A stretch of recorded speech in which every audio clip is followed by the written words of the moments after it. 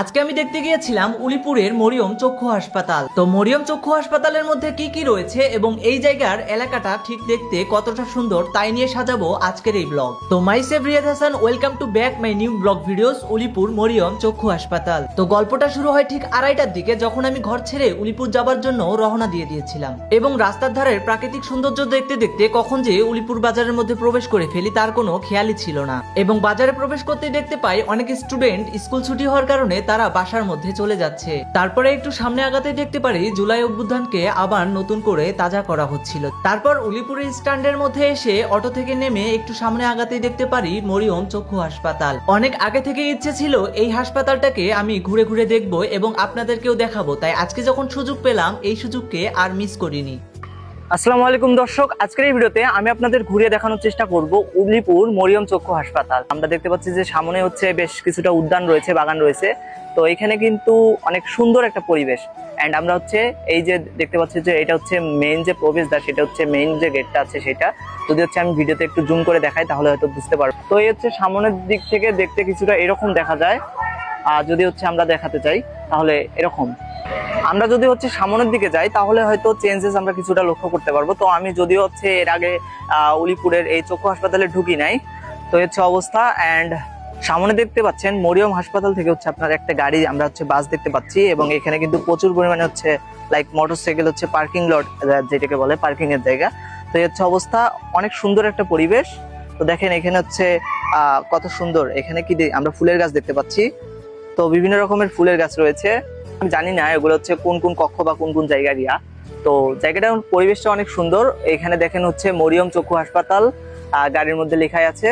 তো হচ্ছে অবস্থা, জায়গাটা বা এখানে যে পরিবেশটা এটা হচ্ছে অনেকটাই সুন্দর এবং একটা মনোরম পরিবেশ। যদি হচ্ছে আপনি এখানে এই হাসপাতালে আসেন তাহলে আপনার অবশ্যই ভালো লাগার কথা।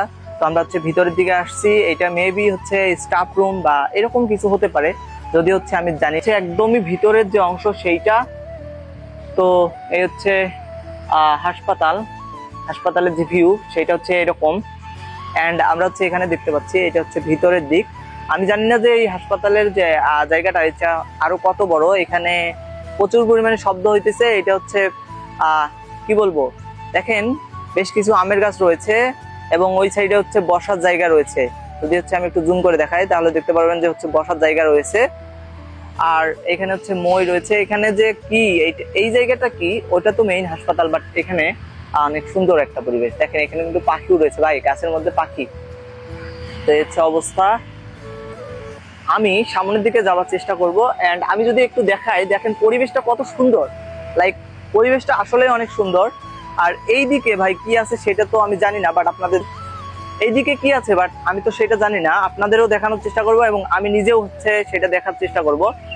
যদি হচ্ছে আমি এই দিকটা বা এই জায়গাটাতে কখনোই আসি নাই, তো এই দিকটাতে আমি হচ্ছে কখনোই আসি নাই। তো এখানে হচ্ছে আমরা দেখতে পাচ্ছি বিন্দু নীল, যেটা হচ্ছে আমি ফার্স্ট টাইম দেখলাম ভাই, এর আগে আমি এখানে আসি নাই। দেখতে পাচ্ছেন এখানে বিন্দু নীল লেখা আছে।